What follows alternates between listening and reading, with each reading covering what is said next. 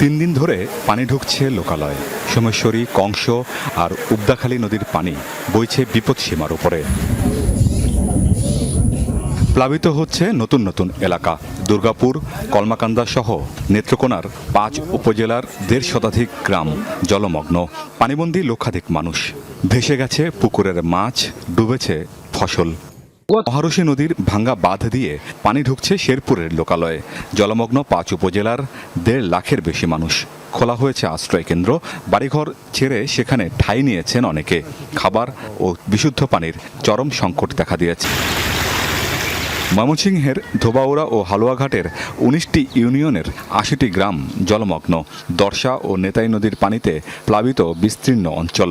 জলমগ্ন বাড়িঘর, রাস্তাঘাট। পানি ঢুকে পড়েছে সরকারি প্রতিষ্ঠান আর হাসপাতালে। দুর্ভোগে লাখো মানুষ। অনেকে আশ্রয় নিয়েছেন বিভিন্ন শিক্ষা প্রতিষ্ঠানের ভবনে। দেখা দিয়েছে খাবার সংকট।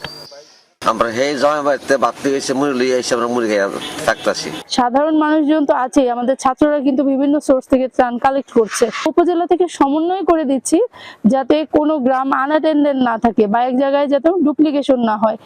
ভারী বৃষ্টি না হলে ৩ জেলায় দ্রুত পরিস্থিতি উন্নতির পূর্বাভাস দিয়েছে আবহাওয়া অফিস।